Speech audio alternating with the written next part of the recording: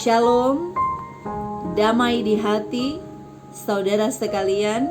Marilah kita membaca dan merenungkan bagian firman Tuhan dalam kitab Amsal pasal 4 ayat 1 sampai ayat 17. Tapi sebelumnya, marilah kita berdoa. Tuhan Yesus, saat ini kami akan membaca bagian dari isi Alkitab. Terangilah kami dengan firman-Mu, karena kami yakin dari firman-Mu kami akan dibuat untuk memahami manakah yang menjadi kehendak Allah untuk kami lakukan dan mana yang harus kami jauhi dalam kehidupan kami. Dan itu hanya dapat dimungkinkan jika Roh Kudus Tuhan yang menyatakannya.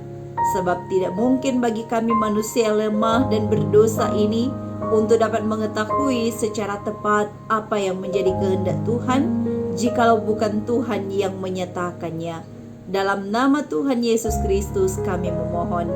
Amin. Marilah kita membaca bagian dari isi firman Tuhan dalam kitab Amsal pasal 4 ayat 1 hingga ayat 17. Nasihat untuk mencari hikmat. Dengarkanlah, hai anak-anak, didikan seorang ayah, dan perhatikanlah supaya engkau beroleh pengertian, karena aku memberikan ilmu yang baik kepadamu. Janganlah meninggalkan petunjukku, karena ketika aku masih tinggal di rumah ayahku sebagai anak, lemah dan sebagai anak tunggal ibuku, aku diajari ayahku, katanya kepadaku, biarlah hatimu memegang perkataanku, berpeganglah pada petunjuk-petunjukku, maka engkau akan hidup. Perolehlah hikmat, perolehlah pengertian. Jangan lupa dan jangan menyimpang dari perkataan mulutku. Janganlah meninggalkan hikmat itu, maka engkau akan dipeliharanya. Kasihilah dia, maka engkau akan dijaganya. Permulaan hikmat ialah perolehlah hikmat. Dengan segala yang kau peroleh, perolehlah pengertian. Junjunglah dia, maka engkau akan ditinggikannya. Engkau akan dijadikan terhormat apabila engkau memeluknya. Ia akan mengenakan karangan bunga yang indah di kepalamu, mahkota yang indah akan dikaruniakannya kepadamu. Hai anakku, dengarkanlah dan terimalah perkataanku, supaya tahun hidupmu menjadi banyak. Aku mengajarkan jalan hikmat kepadamu. Aku memimpin engkau di jalan yang lurus.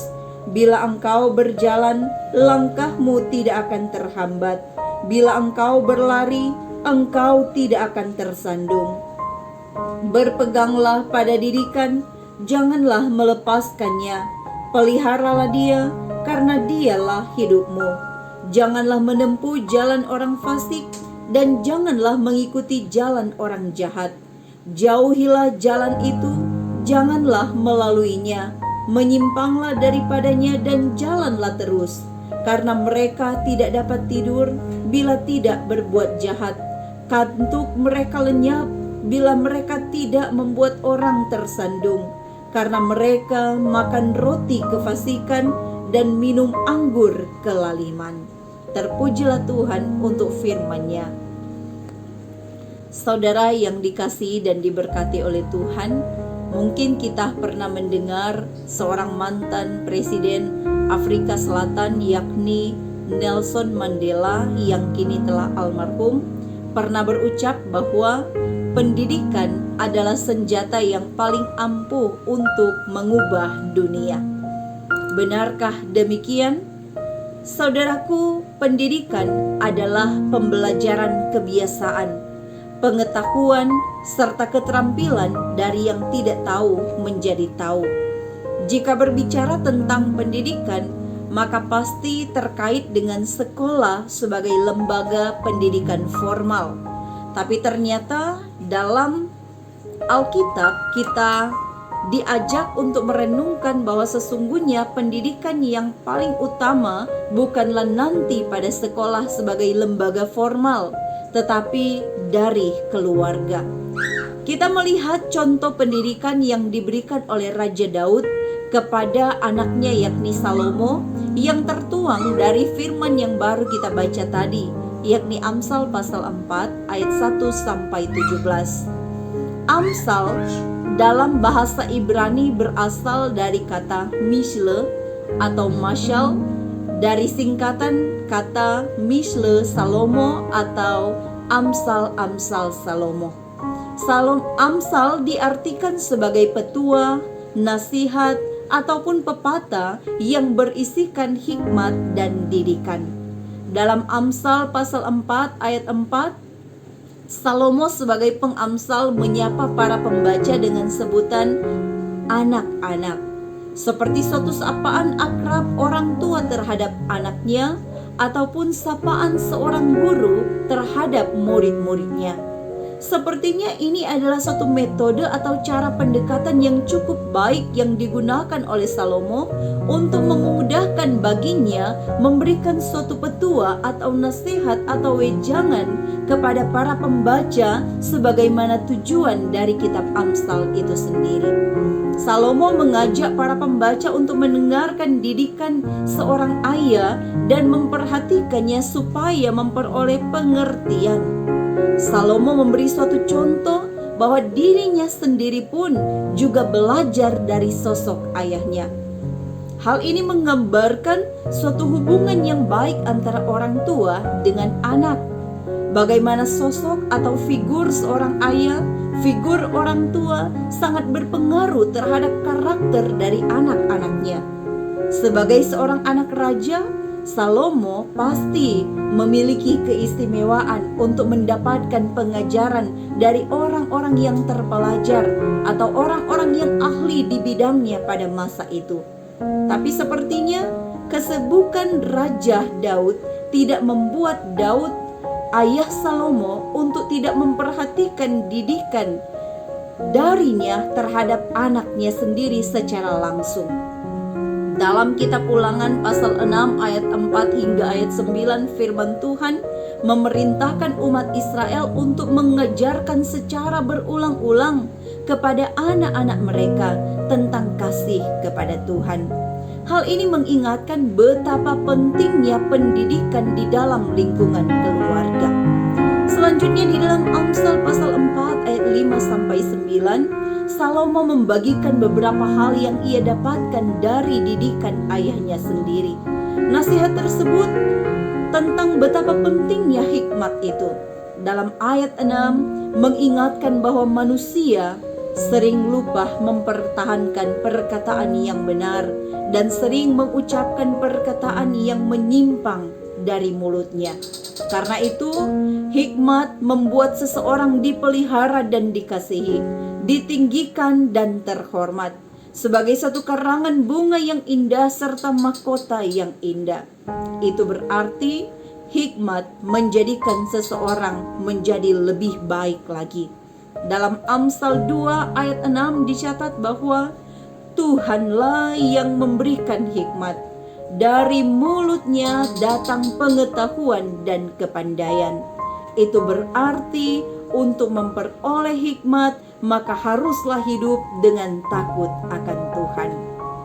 Selanjutnya dalam ayat 10 hingga ayat 17 pengamsal menyebutkan, "Hai anakku, dengarkanlah dan terimalah perkataanku, supaya tahun hidupmu menjadi banyak."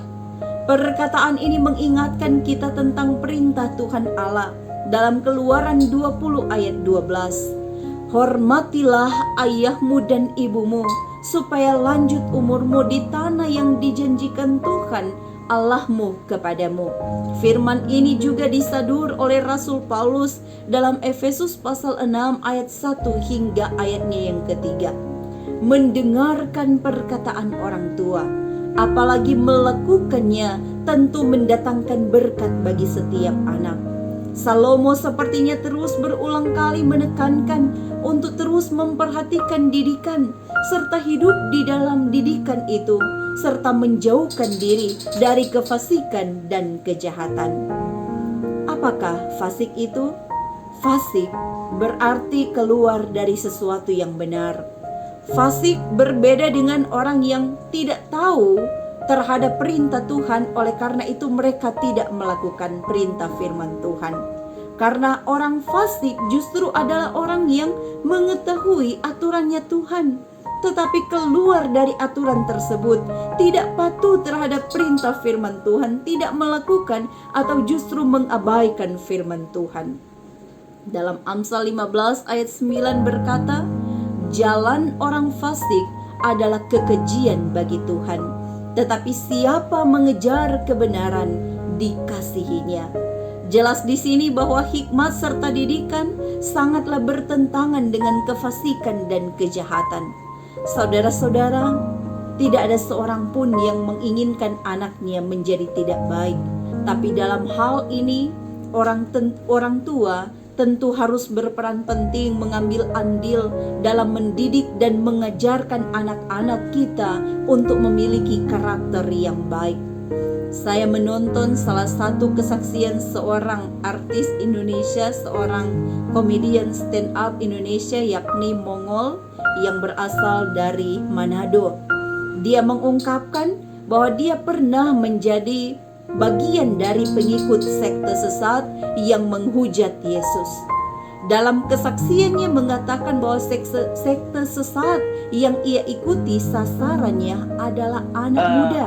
Kalau terus sasarannya yang paling cuplikannya. benar, Mas. Sasaran satanik saat ini tidak ke orang tua. Jadi mohon maaf, Mas Dedi udah nggak jadi target. Tunggu bentar. Jadi gue nggak bisa member gitu maksudnya? Udah nggak bisa jadi target. Karena udah punya anak. Kenapa kalau punya anak nggak bisa? Nggak boleh. Kenapa? Bisa ikut yang satanik yang lain. Kalau satanik yang Church of Satan hanya mencari anak muda. Karena Mas Dedi pasti udah tidak labil. Yang dicari anak muda yang labil, yang bisa diisi. Yoi coy, yang labil-labil ditawarin iPhone 12. Kedip-kedip. Gitu. Dari hal itu diingatkan ternyata anak-anak muda digambarkan sebagai orang-orang yang mudah tergiur dengan suatu hal yang menantang, bahkan memberikan kemewahan, memberikan keinginan mereka untuk tercapai. Tetapi hal ini juga menjadi suatu peringatan, warning bagi setiap orang tua, bahwa anak-anak kita haruslah memiliki karakter yang kuat untuk menjadi orang yang takut akan Tuhan. Sehingga anak-anak kita tidak hidup untuk mengejar harta, tetapi hidup untuk mengejar hikmat dan didikan, agar mereka tidak terpengaruh dengan tawaran-tawaran yang tidak benar di hadapan Tuhan. Pendidikan yang berkarakter tidak hanya berbicara tentang cerdas secara intelektual saja, tetapi juga berbicara tentang cerdas secara emosional dan cerdas secara spiritual. Dalam Roma 12 ayat 2 tertulis, janganlah kamu menjadi serupa dengan dunia ini, tetapi berubahlah oleh pembaharuan budimu, sehingga kamu dapat membedakan manakah kehendak Allah, apa yang baik, yang berkenan kepada Allah, dan yang sempurna. Perkembangan zaman boleh berubah, tetapi iman tidak boleh berubah. Iman tidak boleh dikuasai oleh perkembangan zaman, karena justru perkembangan zaman harus dikuasai oleh iman. Dan semua itu dimulai dari cara kita mendidik anak-anak kita, membangun hubungan kita dengan anak-anak kita, menyediakan waktu luang bagi anak-anak kita untuk mencurahkan isi hati mereka.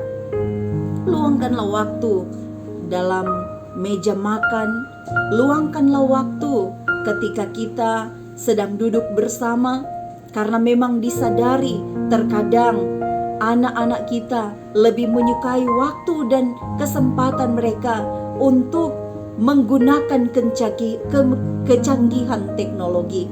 Padahal sesungguhnya ruang terbaik bagi mereka untuk mencurahkan isi hati adalah kita sebagai orang tua. Maka benarlah perkataan seorang Nelson Mandela, bahwa pendidikan adalah senjata paling ampuh untuk mengubah dunia. Didiklah anak kita dari keluarga kita, dari rumah kita sendiri. Tuhan kiranya menolong kita sebagai orang tua dalam mendidik anak-anak kita, dan Tuhan juga kiranya menolong anak-anak kita untuk bertekun dalam pendidikan yang berkarakter takut akan Tuhan. Amin. Mari kita berdoa. Firman-Mu Tuhan mengajarkan kepada kami sebagai orang tua untuk tidak mengabaikan pendidikan terhadap anak-anak kami. Tolonglah kami Tuhan, supaya kami dimampukan untuk mengerjakan tanggung jawab kami sebagai orang tua terhadap anak-anak dalam mendidik karakter mereka menjadi anak-anak yang takut akan Tuhan. Tapi juga tolonglah anak-anak kami supaya karakter mereka benar-benar sesuai dengan kehendak Tuhan, dapat membedakan manakah kehendak Allah untuk mereka lakukan dan mana yang tidak sesuai dengan kehendak Tuhan. Maka biarlah roh Tuhan yang akan terus menuntun dan menguasai serta memberkati kehidupan kami. Terima kasih Tuhan. Amin.